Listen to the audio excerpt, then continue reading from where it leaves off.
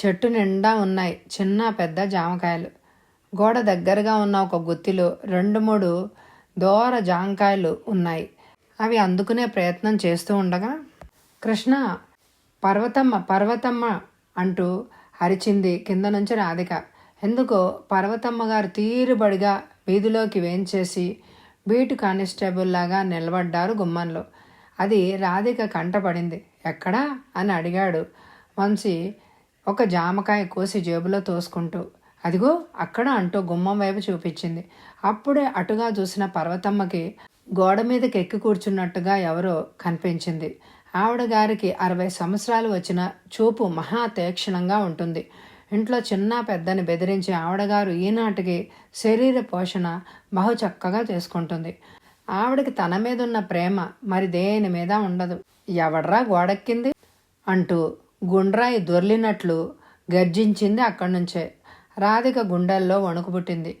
వంశీ మాత్రం నేనేనే పర్వతం అన్నాడు సాధ్యమైనంత మెల్లగా, మరింత ముద్దుగా. ఆ మాట ఆవిడ చెవులు పడలేదు. దొంగ వెధవ, గోడకి పూలు కోస్తున్నావా అంటూ అక్కడి నుంచి రాధిక నుంచున్న వైపుకి రాసాగింది. రాధికకి కాళ్ళు చేతులు చల్లబడిపోయాయి. అప్పుడే కడుపులోంచి ఏడుపు తెరలు తెరలుగా పైకి తన్నుకు రాసాగింది. రాధిక అంత భయపడ్డానికి కారణం కూడా ఉంది. ఇదివరకు 1-2 సార్లు ఎవరో ఊరి వాళ్ళ పిల్లలు అలా గోడకి జామకాయలు కోస్తుంటే వాళ్ళని పర్వతమ్మ కొట్టిందని అందరికీ తెలుసు. అలాగే అక్కడ తనని కృష్ణని పట్టుకుని కొడుతుందేమోనని హడలిపోయింది రాధిక. కృష్ణ, పర్వతం వస్తోంది, దిగే అంటూ అరిచింది రాధిక. కరణంగారి వీధి గుమ్మానికి రాధిక నుంచున్న చోటుకి ఎలా లేదన్నా 20 గజాల దూరం ఉంటుంది. మహాకాయాన్ని మోసుకుంటూ పర్వతమ్మ గారు అక్కడికి చేరేసరికి కొంచెం టైం పట్టొచ్చు. ఎక్కడి వరకు వచ్చింది? మరో జామకాయ కోస్తూ అడిగాడు వంశీ. వచ్చేసింది కృష్ణ, దిగేయి. రాధిక కంఠంలో ఏడుపు వచ్చేస్తోంది. ఏమిటే అన్నట్టు చూసింది. ఇంతలో పర్వతమ్మ అక్కడికి రానే వచ్చింది. జామకాయ కోసి జేబులోకి తోసేసుకుంటూ వంశీ ఒక్క ఉరికి ఉరికాడు కిందకి. పర్వతమ్మ అక్కడికి చేరేసరికి అవి పుచ్చుకుని అక్కడి నుంచి పారిపోదామని వాళ్ల ప్రయత్నం. ఆ ప్రయత్నం ఫలించింది. దొంగ వెధవల్లారా, ఈసారి రండి, కాళ్ళు విరగ్గొట్టేస్తాను అంటూ పర్వతమ్మ తిడుతున్న తిట్లు వినిపిస్తూనే ఉన్నాయి వెనక నుంచి. ఆ పరుగు ఆ సందు మలుపు తిరిగాక ఆపారిద్దరు. వంశీ జేబులోంచి పువ్వుల గుత్తులు తీసి రాధిక దోసెట్లో పెట్టాడు. తీయని సువాసనలు గుప్పుమంటున్నాయి. ఎంత బాగున్నాయో అంటూ సంబరపడిపోయింది. ఆ పర్వతమ్మ వచ్చి కొట్టేస్తుందేమో అని అనుకున్నాను కృష్ణ అంటూ భయాందోళనతో కళ్ళు వెడల్పు చేసింది రాధిక. ఎందుకు కొడుతుంది? పూజకు పువ్వులు కావాలన్నా ఇవ్వదు. అడిగినా చెట్టు నిండా వెరగబూసి ఉన్నాయి కదా, ఏం చేస్తుందో అన్ని పూలు, కనీసం ఆవిడ పెట్టుకోవడానికి జుట్టు కూడా లేదు కదా అన్నాడు వంశీకృష్ణ. ఆ మాటలకు కిలకిలా నవ్వింది రాధిక. పర్వతమ్మ గారు నున్నని గుండు గుర్తుకొచ్చి జేబులోని జామకాయల్లో ఒకటి తీసి రాధికకు ఇచ్చాడు. ఇద్దరు జామకాయలు తింటూ కబుర్లు చెప్పుకుంటూ నెమ్మదిగా ఇంటికి చేరుకున్నారు. అలాగే తమ దొడ్లో పళ్ళని చిలకలు గోరింకలకు తింటూ ఉంటే లేవగానే కాయలు ఏరడానికి దొడ్లోకి వస్తూ ఉంటారు వాళ్ళు. ఒకరోజు చెరువు గట్టుకెళ్ళారు రాధిక వంశీకృష్ణ. గట్టు మీద కూర్చున్న రాధికకు చెరువు మధ్యలో సూర్యరశ్మికి పగలబడి వెచ్చుకొని పక్కపక్క నవ్వుతున్న తామర పద్మం కనిపించింది. అలల తాకిడికి అప్పుడప్పుడు సన్నగా తోలుతున్న ఆ పువ్వు రాధికను అమితంగా ఆకర్షించింది. కృష్ణ, ఆ తామర పద్మం చూడు ఎంత బాగుందో, నాకు తెచ్చివ్వగలవా అని అడిగింది. ఆమె అడగడమే తడువుగా తలూపుతూ నడుం వరకు నీళ్లలోకి నడుచుకుంటూ వెళ్ళి ఆ పైన ఏదడం రాక 10 గజాల దూరం వెళ్ళి అక్కడ నీళ్లలో మునిగిపోయాడు పూర్తిగా. అలా మునిగిపోవడం చూసి రాధికకు భయం వేసింది. కృష్ణకి ఈత బాగా రాదని అప్పుడు గుర్తుకొచ్చింది. భయపడింది. దానికి తోడు మునిగి చాలాసేపు అయినా పైకి రాకపోవడంతో మునిగిపోయాడు అనుకుని గొల్లున ఏడుస్తూ ఇంటికి పరుగుదీసింది. ఏడుస్తూ వస్తున్న రాధికను ముందుగా మీనాక్షి చూసింది. ఏమిటే, ఎందుకా ఏడుపు అని అడిగింది. కృష్ణ చెరువులో మునిగిపోయాడు అంది ఏడుస్తూ. మీనాక్షికి కాలు చెయ్యి ఆడడం లేదు. చెరువుకి ఎప్పుడు వెళ్ళాడో అంటూ చేతిలో పనాపి దొడ్లోకి పరిగెత్తింది. వదినా, వదినా, మన వంశీ చెరువులోకి దిగి మునిగిపోయాట అంటూ అరిచి చెప్పి తను చెరువు వైపు పరుగుదీసింది. ఆ సమయంలో ఇంట్లో మగాళ్ళెవ్వరూ లేరు. పాలేళ్ళు కూడా పశువులను మేతకు తోలుకుపోయారు పొలాలకి. మీనాక్షి అరుపులకి వంట చేస్తున్న సుశీలమ్మ అయ్యో అయ్యో ఇంతవరకు ఇంకేమిటో అనుకున్నాను. ఆ దిక్కుమాల నియతకి పోవద్దురా తండ్రి అంటే వినడు. ఏమయ్యాడో నా బిడ్డ అంటూ పొయ్యిలో మంట తీయకుండానే తను కూడా చెరువు వైపుకు వెళ్ళిపోయింది. ఆడంగులిద్దరూ అరుచుకుంటూ అలా పరిగెడుతూ ఉంటే వెనకాల పిల్లలు దారిని పోయే మరికొంతమంది వాళ్ల వెంట పడ్డారు. స్నానం ముగించి మడిగట్టుకుని కోడలు భోజనానికి ఎప్పుడు పిలుస్తుందా అని ఎదురుచూస్తున్న భారతమ్మ పన్నినవాడు పరమాత్ముడు మొగమ్ము చూసి పార్థుడు పలికే వృక్షాలలోకెల్ల విశేషమైన అశ్వర్థ వృక్షముగా నేను కిరీటిని అంటూ అనర్గళంగా గీతాపాఠం పాడుకుంటున్న భారతమ్మగారు కూతురి కేకలు కోడలి ఏడుపులు విని గాబరాగా లేచి దొడ్డిగుమ్మ వరకు వచ్చారు. ఆవిడగారు ఎక్కువగా నడవలేరు. రాలుగాయి పిల్లలు ఉన్న చోట ఉండరు గదా అనుకుంటూ కళ్లకు చెయ్యి అడ్డం పెట్టుకుని చెరువు వైపు దృష్టి సారించింది ఆవిడ. మీనాక్షి సుశీలమ్మ మిగతా వాళ్ళు చెరువు దగ్గరకు వెళ్ళేసరికి అప్పటికే వంశీకి చెరువు మధ్యలో ఉన్న తామర పద్మాన్ని తెంపుకుని చేతిలో పుచ్చుకుని బొగరస్తూ నెమ్మదిగా ఈదుకుంటూ గట్టువైపు వస్తున్నాడు. అది చూసిన మీనాక్షమ్మకి సుశీలమ్మకు ప్రాణాలు లేచి వచ్చాయి. వాళ్ళు వెనకనే ఏడుస్తూ వచ్చిన రాధిక వంశీ పువ్వు తెచ్చుకురావడం చూసి ఏడవడం మర్చిపోయి టపటప కన్నీళ్లు రాలుతూ ఉంటే చూస్తూ నిలబడిపోయింది. కొడుకును చూడగానే కంగారుని ఆదుర్దాన్ని మర్చిపోయిన సుశీలమ్మకు కోపం వచ్చింది. వంశీ గట్టు చేరగానే ఒరేయ్ చెరువులో ఈతలకు వెళ్ళొద్దని చెప్పానా? పొద్దున మీ నాన్నగారు కేకలేశారా? మరి బొత్తిగా భయం లేకుండా పోయింది. మీ నాన్నని రాని చెప్తాను. దేవుడి దయవల్ల తిరిగొచ్చావు కానీ అందులో దిగిపోతే నేనేం చేయాలరా అంటూ గట్టిగా కేకలేసింది. అది కాదమ్మా, నేను మునిగిపోలేదు, నీళ్లపైకి కనిపించకుండా ఈదుదామని అంటూ రాధిక వంక కోపంగా చూశాడు. అత్తని తల్లిని పిలుచుకువచ్చిన రాధిక పీక నొక్కేయాలి అన్నంత కోపం వచ్చింది వంశీకి. ఆ సమయంలో మహా ఘనకార్యం చేశావులే, ఇంక ఇంటికి పద అంటూనే అయ్యో పొయ్యి మీద కూరగిన్న దింపనైనా దింపలేదు, మాడిపోయిందో ఏం తగలబడిపోయిందో అంటూ మళ్ళీ ఇంటికేసి వచ్చింది సుశీలమ్మ. అవును వదినోయ్, దాలి మీద పాలు పొంగొస్తున్నాయని దింపుదామని వెళ్ళి రాధిక అరుపు విని అలాగే వచ్చేశాను అంటూ మీనాక్షి ఆమె వెనకాలే కదిలింది. ఇద్దరూ వంశీని మరొకసారి కేకలేసి ఇంకా ఇంటికి రండి అంటూ ముందు వారు వెళ్ళిపోయారు. తడి నిక్కర్తో నీళ్లు గారుతూ ఎండలో మెలమెలనాడుతూ నుంచున్న వంశీని కన్నార్పకుండా చూస్తోంది రాధిక. ఆ కళ్ళల్లో ఏవో భావాలు, భాషకందని నిర్వచనం లేని భావాలు ఆ రెండు నేత్రాల్లో నిండుకున్నాయి. అలా చూస్తున్న రాధిక చేతిలో తామర పువ్వు పెట్టేసి ఆమె చేతిలోంచి తన షర్టు అందుకున్నాడు వంశీకృష్ణ. తను కోరుకున్న పువ్వు చేతిలో ఉన్న రాధిక కన్నీరు తడి ఇంకా ఆరనే లేదు. అది చూసి వంశీ, ఎందుకు రాది అలా ఏడుస్తున్నావు ఎంతో మార్దవంగా అడిగిన ప్రశ్నకు, మరి నువ్వు నీళ్లలో మునిగిపోతే నాకు భయం వేసింది అంది. అప్పుడే 15 ఏళ్ల వంశీ మదిలో భాష కందని మధురమైన భావాలు తళుక్కమని మెరిశాయి. అప్పుడే మొట్టమొదటిసారిగా రాధికను ముద్దు పెట్టుకోవాలి అని అనిపించింది వంశీకి. కానీ అలా చేయడానికి అతనికి ధైర్యం చాలలేదు. తన కోసం రాధిక అలా ఏడవడం ఏదో అర్థం కాని తృప్తిని, ఆనందాన్ని అందించింది వంశీకి.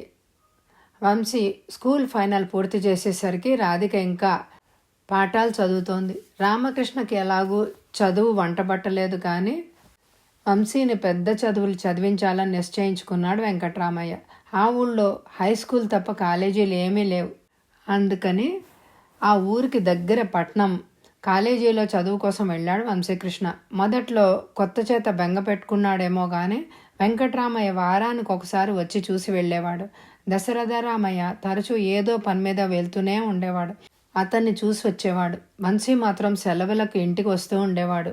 తిరిగి వంశీ దసరా సెలవులకు వచ్చేటప్పటికి రాధిక కొత్తగా కనిపించింది. ఇదివరకట్లాగా పరికిణి జాకెట్లపై ఓణి వేసుకుంటోంది. కాళ్ళకి కొత్తగా చేయించుకున్న మువ్వల పట్టాలు, జడకు కుప్పెలు పెట్టుకుని తిరుగుతూ ఉండే రాధికను చూడ్డానికి వింతగా అనిపించేది. వంశీ రాగానే రాధిక కోసం వెతుకుతూ మీనాక్షి ఇంట్లోకి వెళ్ళేవాడు. గుమ్మంలోనే ఎదురుపడిన రాధిక వంశీని చూస్తూనే పారిపోయింది సిగ్గుగా. వీధిలో దశరథరామయ్య దగ్గర కూర్చుని కాసేపు మాట్లాడి, ఏం చేస్తున్నావు అత్తయ్య అంటూ లోపలికి వెళ్ళేవాడు. ఎప్పుడొచ్చావు అంటూ మేనల్లుణ్ణి పలకరిస్తూ పీట వాల్చింది కూర్చోమని అంది. వంశీ కూర్చుని కాసేపు మేనత్తతో ఆ కబురు ఈ కబురు చెప్పాడు. తెల్లావు అప్పుడే చూడి పడింది అన్నావు, ఇంకా పాలిస్తోందా అని అడిగాడు. ఎర్రావుకి పుట్టిన దూడ ముద్దుగా ఉంది అన్నాడు. మీనాక్షి ఇచ్చిన కాఫీ తాగాడు. అంతవరకు కూడా రాధిక అక్కడికి రాలేదు, కనిపించలేదు. వంశీకి బాగా కోపం వచ్చింది. ఛీ, ఈ అమ్మాయిలందరూ అంతే, పెద్ద ఓణి వేసుకోగానే ఘోరమైన సిగ్గు అవలంబించాలి కాబోలు అని అనుకున్నాడు. చివరికి మీనాక్షినే అడిగాడు, అత్తయ్య రాధికేది అని. అందుకైనా ఇందాకటి నుంచి నీ కళ్ళు దేనికోసమో వెతుకుతున్నట్లున్నాయి అని నవ్వింది మీనాక్షి. సిగ్గుపడిపోయాడు పాపం వంశీ. నీకింట్లో కొత్తే ఉంది, ఎక్కడుందో చూడు అంది మీనాక్షి అదే నవ్వుతో. చటుక్కుని లేచాడు వంశీ అక్కడి నుంచి. మండువాలోంచి ముందుకు రాబోతుంటే ఎడం చేతి వైపు గదిలోంచి రాధిక తొంగి చూస్తూ కనిపించింది. వంశీ ముఖం వెలిగిపోయింది 1000 వోల్టుల బల్బులాగా. కానీ చటుక్కున అటు వెళ్ళడానికి సాహసించలేకపోయాడు ఎప్పటిలాగా. వీధిలో మామయ్య, వంటిట్లో అత్తయ్య ఉన్నారు. వాళ్ళు ఏమైనా అనుకుంటారేమోనని ఒక్క నిమిషం ఆలోచించాడు. వయసు తెచ్చే ఇబ్బందుల్లో మొదటిది ఇదే కాబోలు. అయిన వారితో కూడా చనువుగా మాట్లాడలేకపోవడం. ఏమైతే అయిందని గదివైపు నడిచాడు వంశీకృష్ణ. గది లోపలికి వచ్చిన వంశీని చూడగానే రాధిక కళ్ళు తళ్ళతళ్ళలాడాయి వెన్నెల రేకుల్లాగా. ఏయ్, ఈ బుద్ధులు ఎప్పటి నుంచి నేర్చుకున్నావు? ఇందాకనగా వస్తే మాట్లాడకుండా కనిపించకుండా దాక్కుంటావా? నీకేం శిక్ష విధించాలి అని అడిగాడు తెచ్చిపెట్టుకున్న కోపంతో. ముసిముసిగా నవ్వింది రాధిక. అందమైన రాధికకు ఓణి మరింత సౌందర్యాన్ని తెచ్చిపెట్టింది. అప్పుడప్పుడే ఓణీలు వేసుకోవడం నేర్చుకుంటున్న రాధికకు ఇంకా అందంగా పొందిగ్గా వేసుకోవడం రావడమే లేదు. అది చూసిన వంశీ వెక్కిరిస్తూ, పెద్ద అమ్మాయి గారు, పెద్దయిపోయాను అని అనుకుంటున్నారు, కానీ ఓణి వేసుకోవడం కూడా సరిగా రాదు అన్నాడు.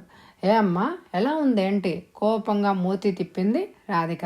ఇదిగో చూడు, ఈ భుజం మీద పైంట ఇలాగే ఉండ చుట్టినట్టు వేసుకోవడం ఏమిటి అంటూనే రాధిక ఓణి తీసి సరిగ్గా వేయబోయాడు, పూర్తిగా లాగేసి. దాంతో సిగ్గుపడిపోయిన రాధిక, ఛీ అల్లరి పిల్లాడా అంటూ అలాగే లోపలికి పరిగెత్తిపోయింది. అప్పుడు కానీ తను అనాలోచితంగా ఏం చేశాడో గుర్తుకు రాలేదు వంశీకి. రాధిక అలా పారిపోవడంతో లోపలికెళ్ళి అత్తను పిలుచుకొస్తుందేమోనని హడిలిపోతూ చేతిలోని ఓణిని అక్కడే పారేసి ఎవరితో చెప్పకుండా దొడ్డిదోవన ఇంటికి చేరుకున్నాడు వంశీ. వీధిలోకి వెళ్తే మామయ్య పలకరిస్తాడేమోనని. కార్తీక మాసం, చలి ఎక్కువగా ఉండేది. దీపావళి సెలవులకని ఇంటికొచ్చాడు వంశీ. 2 రోజులు జ్వరం రావడంతో ఇంకా తిరిగి గుంటూరుకి వెళ్ళనే లేదు. ఇప్పుడు తగ్గి బాగానే ఉన్నాడు. రాధిక ఇప్పుడు వంశీతో మునుపట్లాగా చనువుగా మాట్లాడేదే కాదు. ఓ రోజు వంశీ అదే అడిగాడు. అమ్మమ్మ మగపిల్లలతో ఎక్కువగా మాట్లాడకూడదు అని చెప్పింది అంది రాధిక. అప్పుడు అర్థమైంది వంశీకి, ఈ మధ్య తరచూ తను రాధిక ఎక్కడ ఒంటరిగా ఉండి మాట్లాడుకుంటున్నారు అని సిఐడిలాగా కాపలా కాస్తున్నట్టుగా. బామ్మ ఎందుకు ఎలా ప్రవర్తిస్తోందో. భలే కోపం వచ్చింది వంశీకి. కాస్త ఇద్దరు ఒంటరిగా నిలబడి మాట్లాడుకోవడం చూసి, ఏమిటర్రా, ఏం చేస్తున్నారు అంటూ వచ్చి నుంచునేది భారతమ్మ గారు. అయితే ఆడపిల్లలకు సహజమైన సిగ్గుతో రాధిక కూడా వంశీని తప్పించుకొని తిరిగేది ఒక్కొక్కసారి. ఆ రాత్రి 4 గంటల సమయంలో మెలకు వచ్చింది వంశీకి. ఎవరివో మాటలు చిన్నగా వినిపించి ఒక్క క్షణం ఆలకించిన వంశీ ఆ మాటలు బామ్మ, అమ్మ, రాధికలవని గుర్తుపట్టేశాడు. వెంటనే అతను గుర్తొచ్చింది. కార్తీక మాసం ప్రతి సంవత్సరం అలా చీకట్లో లేచి చెరువుకు వెళ్ళి స్నానాలు చేసి చెరువు గట్టున దీపాలు వెలిగించి రావడం భారతమ్మ గారికి, సుశీలమ్మ గారికి కూడా అలవాటే. అలా వెళ్ళేటప్పుడు వారి వెంట వద్దన్న పిల్లలు వెంటాడుతూ ఉండేవారు. ముఖ్యంగా రాధిక, వంశీ, సుభద్ర. ప్రతి సంవత్సరం రాధిక వచ్చి వంశీని నిద్ర లేపి వెళ్ళేది. అలాగే ఈసారి కూడా వస్తుందేమోనని చూశాడు వంశీ చాలాసేపు. రాధిక రాలేదు. వాళ్ళందరూ వెళ్ళిపోయినట్టుగా అంతటా నిశ్శబ్దంగా ఉండిపోయింది. వంశీ మెల్లగా లేచి దొడ్డి తలుపు తీసుకుని బయటికి వెళ్ళాడు. శుక్లపక్షపు రోజులేమో బయట వెన్నెలగా ఉంది. విపరీతంగా చలిగా ఉంది. లోపల నుంచి ఒక్కసారిగా బయటకు రాగానే గజగజ వణికిపోయినట్టుగా అయింది. తిరిగి లోపలికెళ్ళి శాల్వా కప్పుకొని వచ్చి చెరువు గట్టు వైపుగా సాగిపోయాడు. చెరువు దగ్గరికి వెళ్ళేసరికి అప్పటికే చాలామంది ఆడవాళ్ళు ఉన్నారు అక్కడ. చెరువులో నీళ్ల మీద దట్టంగా మంచు ఆవరించుకొని ఉంది. అలాగే కొందరు స్త్రీలు స్నానాలు చేసి వస్తున్నారు. చలికి పళ్ళు టపటపలాడుతుండగా గజగజ వణికిపోతూ గట్టు మీదకు చేరి వెంట తెచ్చుకున్న లాంతరు వెలుతుల్లో ప్రమిదల్లో దీపాలు వెలిగిస్తున్నారు. ఆ తడి బట్టలతోనే మరికొందరు ఆ సన్నని వెలుతురుతోనే తడి చీరలు మార్చుకుని పొడి చీరలు కట్టుకుని మరీ దీపాలు వెలిగిస్తున్నారు. వారిలో తల్లి వాళ్ళు ఎక్కడున్నారో అనుకుంటూ అందరి మొహాల్లోకి పరిశీలనగా చూస్తున్నాడు. వంశీ నిండుగా శాలువ కప్పుకొని ఉండడం వల్ల అతను ఎవరో మాత్రం మిగతా వాళ్ళకి తెలియడమే లేదు. ఓ చోట లాంతరు దగ్గరగా పెట్టుకొని రాధిక కూర్చుని ఉండడం కనిపించింది వంశీకి. ప్రతి సంవత్సరం అంతే. తల్లి, అత్త, బామ్మ స్నానాలు చేసి పూజలు చేసి వచ్చేసరికి రాధిక తను అలాగే కూర్చునేవారు. చలిలో వణికిపోతునో దుప్పటి కప్పుకునో మెల్లగా వెళ్ళి రాధిక పక్కన వచ్చి కూర్చోవడంలో రాధిక హడిలిపోతూ చూసింది. నవ్వుతూ వంశీ, నువ్వా? హడిలిపోయాను అంది గుండెల మీద చేయి ఉంచుకొని. ఏ, నన్ను పిలవకుండా వచ్చేసావు? కొంచెం కోపంగానే అడిగాడు. అమ్మమ్మ నిన్ను లేపొద్దుంది అంది రాధిక చెరువు వంక చూస్తూ. వాళ్ళు ముగ్గురు ఇంకా స్నానాలు చేస్తున్నారు. రాధిక చలికి వణకడం గమనించి వంశీ రాధికకు మరింత దగ్గరగా జరిగి ఓ పక్క శాలువ ఆమె తల మీదుగా కప్పాడు. చీపో, అమ్మమ్మ చూస్తే అంటూ శాలువా తీసి పారేసింది. చూడడం లేదుగా, పర్వాలేదు అంటూ మరింత దగ్గరగా జరిగి శాలువా నిండుగా ముసుగులా కప్పేశాడు వంశీ. ఆ క్షణంలో రాధిక పెదవుల మీద గట్టిగా ముద్దు పెట్టేసుకున్నాడు వంశీ. 2 చేతులతో అతన్ని దూరంగా తోసేసింది రాధిక. వంశీ కూడా జరిగిన దానికి ఆశ్చర్యపోతున్నట్టుగా చూస్తే రాధిక నిర్ఘాంతపోతున్నట్టుగా చూస్తూ ఉండిపోయింది. వంశీ ఇలా మొట్టమొదటిసారిగా తనని ముద్దు కోపంగా ఏదో అనబోయింది. అంతలోనే పక్కగా ఓం నమశివాయ నమశివాయ అంటూ అమ్మమ్మ స్వరం వినిపించేసరికి మ్రాన్ పడిపోయింది. వంశీ ఏమీ ఎరగనట్టుగా కూర్చుని కొందరు స్త్రీలు చెరువులో అరటి దొప్పలతో వదిలిన దీపాలను చూస్తున్నాడు. అవి నీటి మీదుగా చక్కగా తేలిపోతూ ఉంటే దీపాల ప్రతిరూపాలు అలల తాకిడిలో చెదిరిపోతూ కనిపిస్తున్నాయి. నువ్వెప్పుడొచ్చావు వంశీ? ముందుగా చూసిన మీనాక్షి అడిగింది. ఇప్పుడే అత్తయ్య అన్నాడు రాధిక వంక చూస్తూ. పెద్దవాడివి అయిపోయావు, కాలేజీ చదువులకి వెళ్ళావు, లేచి ఇలా రమ్మంటే వస్తావో రావో అని లేపలేదు. నీకన్నీ చాదస్తంగా అనిపిస్తాయేమో ఇప్పుడు అంది మీనాక్షి. అదేం లేదత్తయ్య, చిన్నప్పటి నుండి అలవాటైపోయింది కదా, చాదస్తంగా ఏం అనిపించదు. చక్కగా నీళ్లలో విడిచిపెడుతున్న ఆ దీపాలు చూస్తుంటే ఎంతో బాగుంటుంది.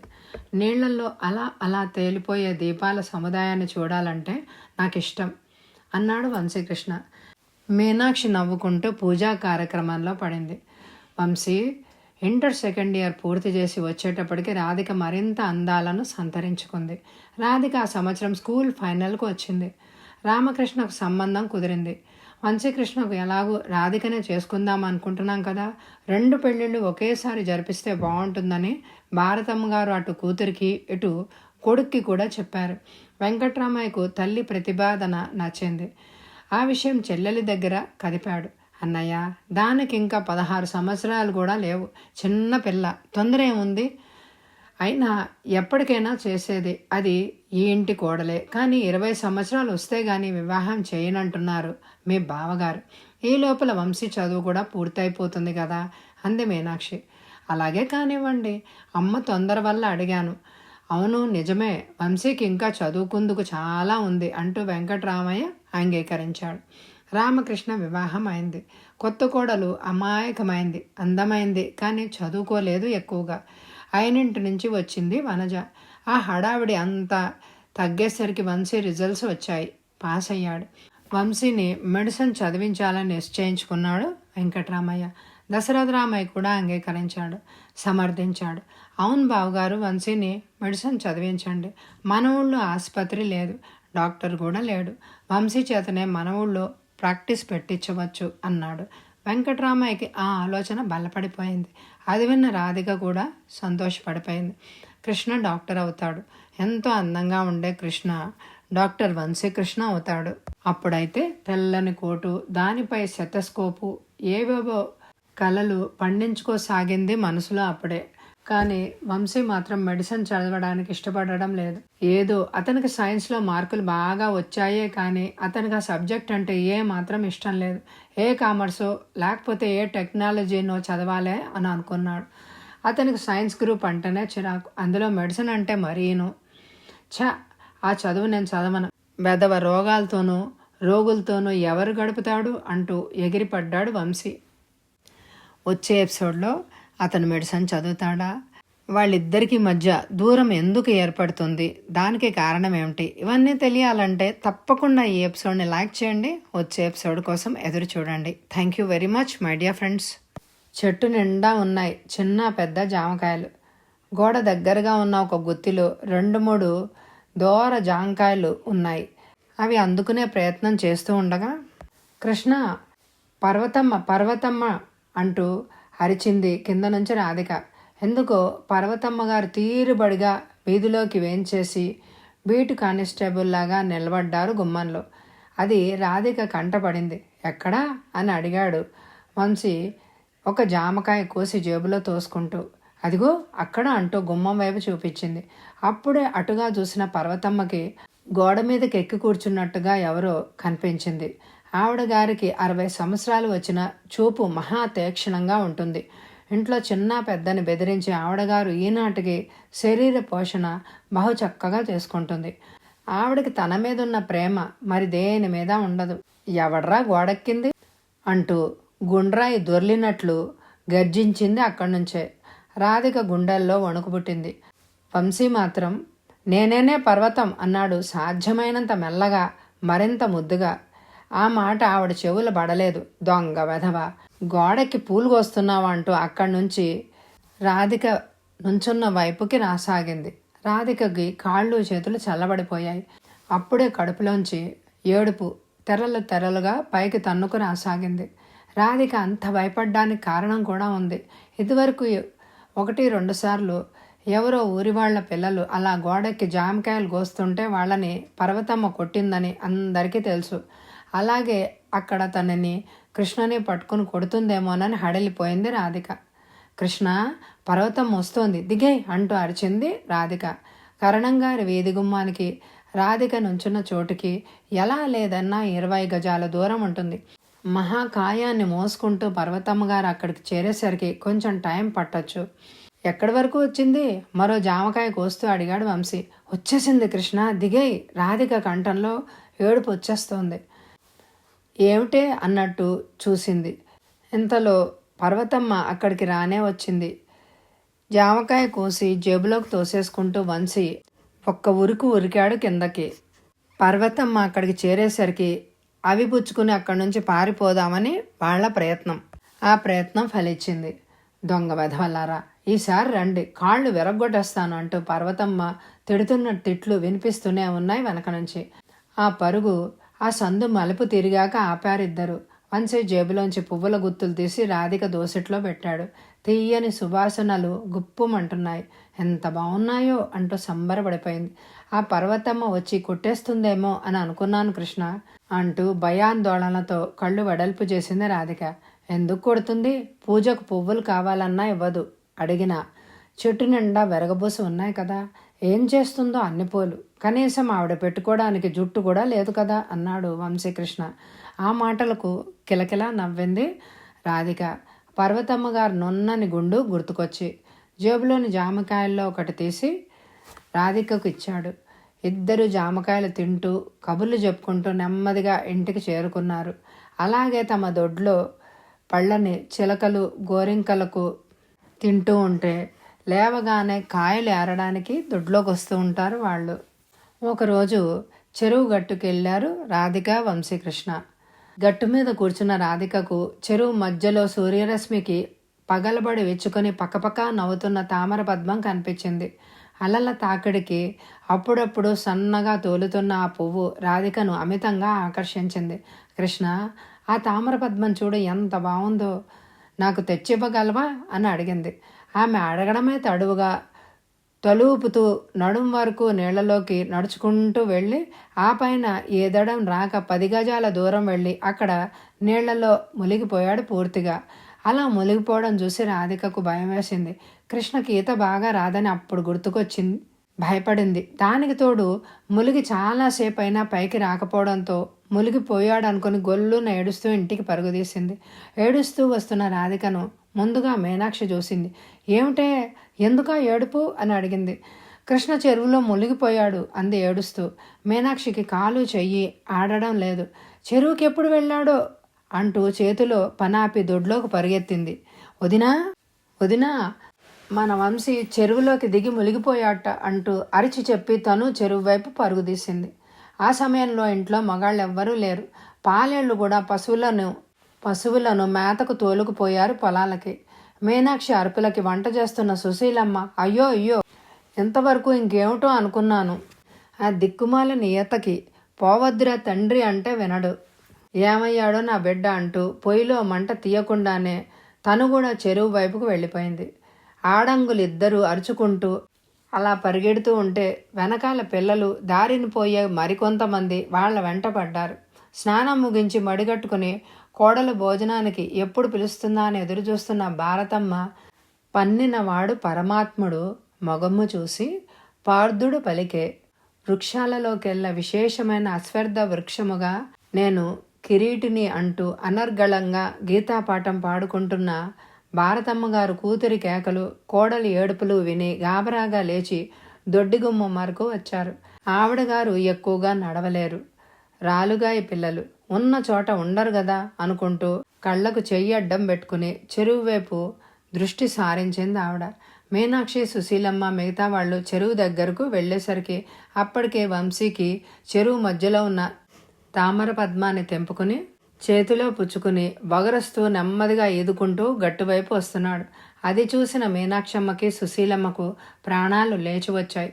వాళ్ళు వెనకనే ఏడుస్తూ వచ్చిన రాధిక వంశీ పువ్వు తెచ్చుకురావడం చూసి ఏడవడం మర్చిపోయి టపటప కన్నీళ్లు రాలుతూ ఉంటే చూస్తూ నిలబడిపోయింది. కొడుకును చూడగానే కంగారుని, ఆదుర్దాన్ని మర్చిపోయిన సుశీలమ్మకు కోపం వచ్చింది.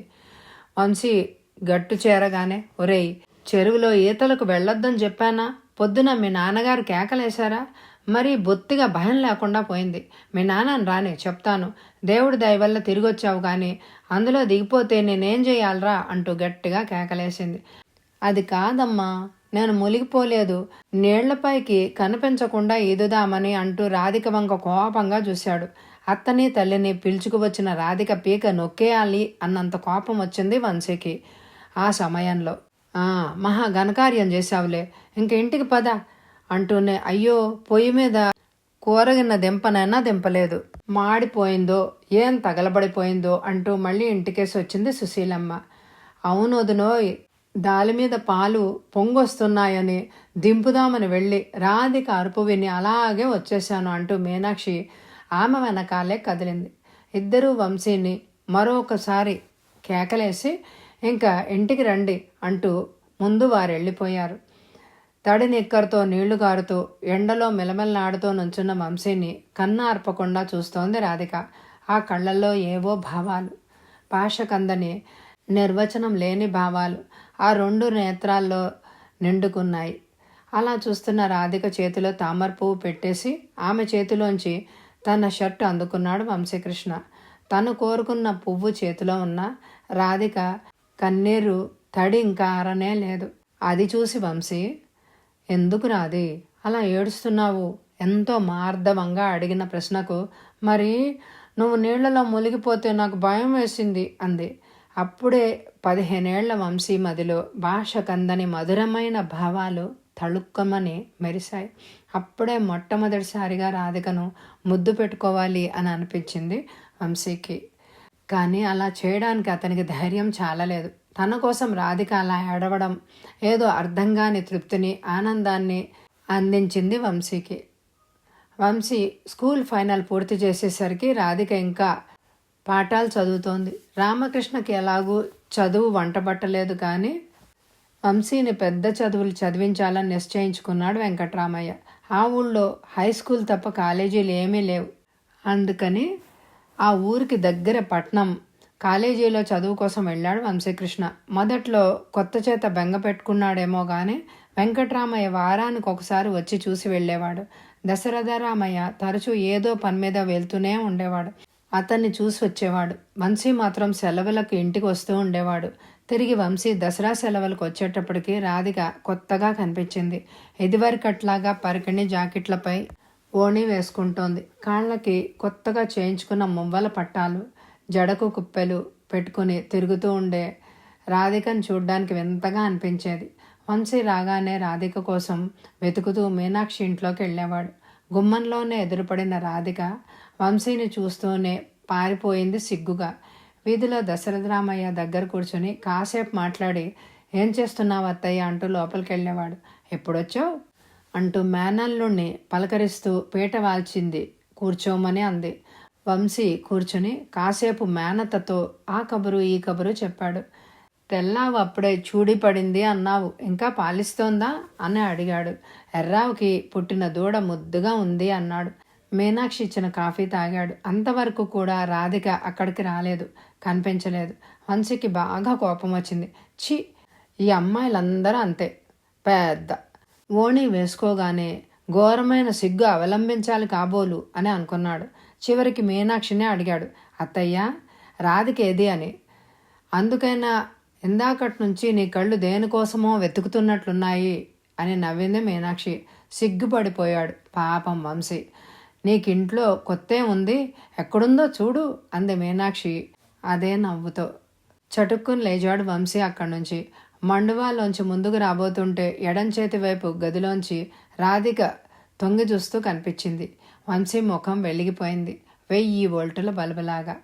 కానీ చటుక్కున అటు వెళ్ళడానికి సాహసించలేకపోయాడు ఎప్పటిలాగా. వీధిలో మామయ్య, వంటిట్లో అత్తయ్య ఉన్నారు. వాళ్ళు ఏమైనా అనుకుంటారేమోనని ఒక్క నిమిషం ఆలోచించాడు. వయసు తెచ్చే ఇబ్బందుల్లో మొదటిది ఇదే కాబోలు. అయిన వారితో కూడా చనువుగా మాట్లాడలేకపోవడం. ఏమైతే అయిందని గదివైపు నడిచాడు వంశీకృష్ణ. గదిలోపలికి వచ్చిన వంశీని చూడగానే రాధిక కళ్ళు తళ్ళతళ్ళలాడాయి వెన్నెల రేకుల్లాగా. ఏయ్, ఈ బుద్ధులు ఎప్పటి నుంచి నేర్చుకున్నావు? ఇందాకనగా వస్తే మాట్లాడకుండా కనిపించకుండా దాక్కుంటావా? నీకేం శిక్ష విధించాలి అని అడిగాడు తెచ్చిపెట్టుకున్న కోపంతో. ముసిముసిగా నవ్వింది రాధిక. అందమైన రాధికకు ఓణి మరింత సౌందర్యాన్ని తెచ్చిపెట్టింది. అప్పుడప్పుడే ఓణీలు వేసుకోవడం నేర్చుకుంటున్న రాధికకు ఇంకా అందంగా పొందిగ్గా వేసుకోవడం రావడమే లేదు. అది చూసిన వంశీ వెక్కిరిస్తూ, పెద్ద అమ్మాయి గారు, పెద్ద అయిపోయాను అని అనుకుంటున్నారు కానీ ఓణి వేసుకోవడం కూడా సరిగా రాదు అన్నాడు. ఏ అమ్మా, ఎలా ఉందేంటి? కోపంగా మూతి తిప్పింది రాధిక. ఇదిగో చూడు, ఈ భుజం మీద పైంట ఇలాగే ఉండ చుట్టినట్టు వేసుకోవడం ఏమిటి అంటూనే రాధిక ఓణి తీసి సరిగ్గా వేయబోయాడు, పూర్తిగా లాగేసి. దాంతో సిగ్గుపడిపోయిన రాధిక, ఛీ అల్లరి పిల్లాడా అంటూ అలాగే లోపలికి పరిగెత్తిపోయింది. అప్పుడు కానీ తను అనాలోచితంగా ఏం చేశాడో గుర్తుకు రాలేదు వంశీకి.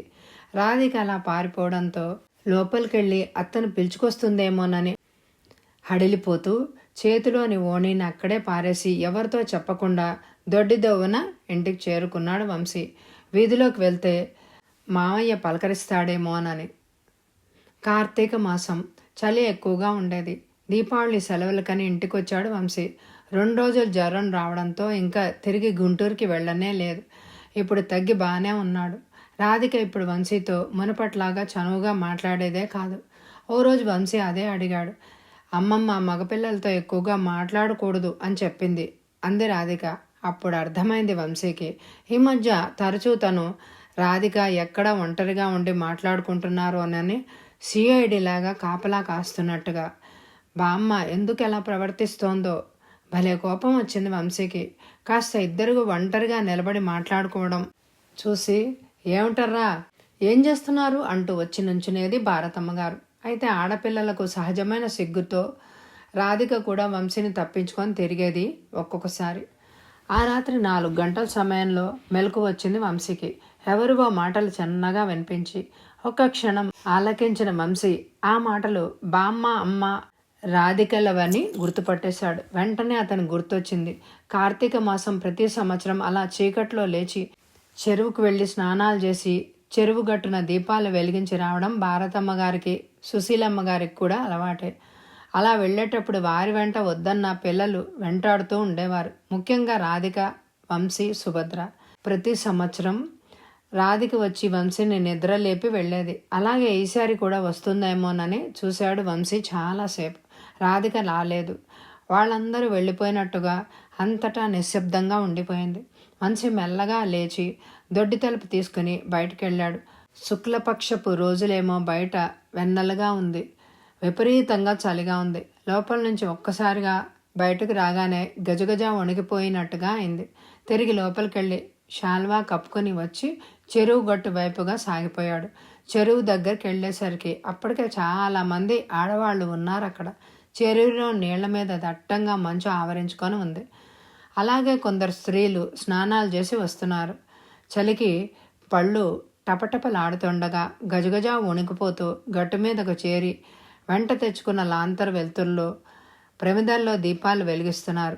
ఆ తడి బట్టలతోనే మరికొందరు ఆ సన్నని వెలుతురుతోనే తడి చీరలు మార్చుకుని పొడి చీరలు కట్టుకుని మరీ దీపాలు వెలిగిస్తున్నారు. వారిలో తల్లి వాళ్ళు ఎక్కడున్నారో అనుకుంటూ అందరి మొహాల్లోకి పరిశీలనగా చూస్తున్నాడు. వంశీ నిండుగా శాలువ కప్పుకొని ఉండడం వల్ల అతను ఎవరో మాత్రం మిగతా వాళ్ళకి తెలియడమే లేదు. ఓ చోట లాంతరు దగ్గరగా పెట్టుకొని రాధిక కూర్చుని ఉండడం కనిపించింది వంశీకి. ప్రతి సంవత్సరం అంతే. తల్లి, అత్త, బామ్మ స్నానాలు చేసి పూజలు చేసి వచ్చేసరికి రాధిక తను అలాగే కూర్చునేవారు. చలిలో వణికిపోతునో దుప్పటి కప్పుకునో. మెల్లగా వెళ్ళి రాధిక పక్కన వచ్చి కూర్చోవడంలో రాధిక హడిలిపోతూ చూసింది. నవ్వుతూ వంశీ, నువ్వా? హడిలిపోయాను అంది గుండెల మీద చేయి ఉంచుకుని. ఏ, నన్ను పిలవకుండా వచ్చేసావు? కొంచెం కోపంగానే అడిగాడు. అమ్మమ్మ నిన్ను లేపొద్దంది అంది రాధిక చెరువు వంక చూస్తూ. వాళ్ళు ముగ్గురు ఇంకా స్నానాలు చేస్తున్నారు. రాధిక చలికి వణకడం గమనించి వంశీ రాధికకు మరింత దగ్గరగా జరిగి ఓ పక్క శాలువా ఆమె తల మీదుగా కప్పాడు. చీపో, అమ్మమ్మ చూస్తే అంటూ శాలువా తీసి పారేసింది.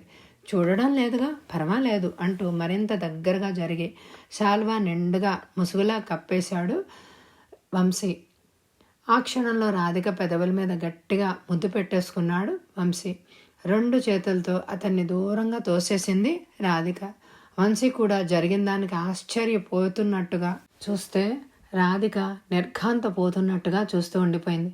వంశీ ఇలా మొట్టమొదటిసారిగా తనని ముద్దు కోపంగా ఏదో అనబోయింది. అంతలోనే పక్కగా ఓం నమశివాయ నమశివాయ అంటూ అమ్మమ్మ స్వరం వినిపించేసరికి మ్రాన్ పడిపోయింది. వంశీ ఏమీ ఎరగనట్టుగా కూర్చుని కొందరు స్త్రీలు చెరువులో అరటి దొప్పలతో వదిలిన దీపాలను చూస్తున్నాడు. అవి నీటి మీదుగా చక్కగా తేలిపోతూ ఉంటే దీపాల ప్రతిరూపాలు అలల తాకిడిలో చెదిరిపోతూ కనిపిస్తున్నాయి. నువ్వు ఎప్పుడొచ్చావు వంశీ? ముందుగా చూసిన మీనాక్షి అడిగింది. ఇప్పుడే అత్తయ్య అన్నాడు రాధిక వంక చూస్తూ. పెద్దవాడివి అయిపోయావు, కాలేజీ చదువులకి వెళ్ళావు, లేచి ఇలా రమ్మంటే వస్తావో రావో అని లేపలేదు. నీకన్నీ చాదస్తంగా అనిపిస్తాయేమో ఇప్పుడు అంది మీనాక్షి. అదేం లేదత్తయ్య, చిన్నప్పటి నుండి అలవాటైపోయింది కదా, చాదస్తంగా ఏం అనిపించదు. చక్కగా నీళ్లలో విడిచిపెడుతున్న ఆ దీపాలు చూస్తుంటే ఎంతో బాగుంటుంది. నీళ్లలో అలా అలా తేలిపోయే దీపాల సముదాయాన్ని చూడాలంటే నాకు ఇష్టం అన్నాడు వంశీకృష్ణ. మీనాక్షి నవ్వుకుంటూ పూజా కార్యక్రమంలో పడింది. వంశీ ఇంటర్ సెకండ్ ఇయర్ పూర్తి చేసి వచ్చేటప్పటికి రాధిక మరింత అందాలను సంతరించుకుంది. రాధిక ఆ సంవత్సరం స్కూల్ ఫైనల్కు వచ్చింది. రామకృష్ణకు సంబంధం కుదిరింది. వంశీకృష్ణకు ఎలాగూ రాధికనే చేసుకుందాం అనుకుంటున్నాం కదా, 2 పెళ్ళిళ్ళు ఒకేసారి జరిపిస్తే బాగుంటుందని భారతమ్మ గారు అటు కూతురికి ఇటు కొడుక్కి కూడా చెప్పారు. వెంకట్రామయ్యకు తల్లి ప్రతిపాదన నచ్చింది. ఆ విషయం చెల్లెలి దగ్గర కదిపాడు. అన్నయ్య, దానికి ఇంకా 16 సంవత్సరాలు కూడా లేవు, చిన్న పిల్ల, తొందర ఏముంది? అయినా ఎప్పటికైనా చేసేది అది ఈ ఇంటి కోడలే, కానీ 20 సంవత్సరాలు వస్తే గానీ వివాహం చేయనంటున్నారు మీ బావగారు. ఈ లోపల వంశీ చదువు కూడా పూర్తయిపోతుంది కదా అంది మీనాక్షి. అలాగే కానివ్వండి, అమ్మ తొందర వల్ల అడిగాను. అవును నిజమే, వంశీకి ఇంకా చదువుకుందుకు చాలా ఉంది అంటూ వెంకట్రామయ్య అంగీకరించాడు. రామకృష్ణ వివాహం అయింది.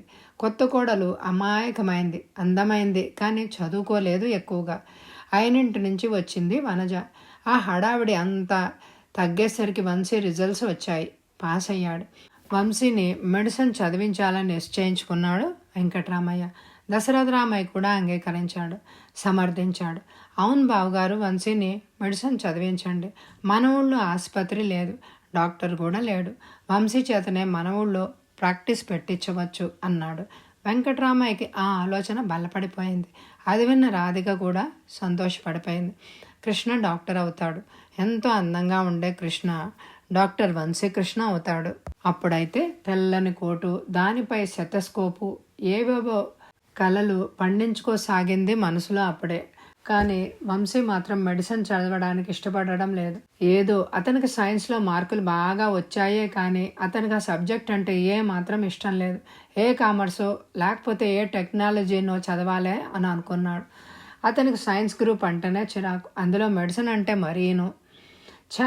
ఆ చదువు నేను చదవను, వెధవ రోగాలతోనూ రోగులతోనూ ఎవరు గడుపుతాడు అంటూ ఎగిరిపడ్డాడు వంశీ.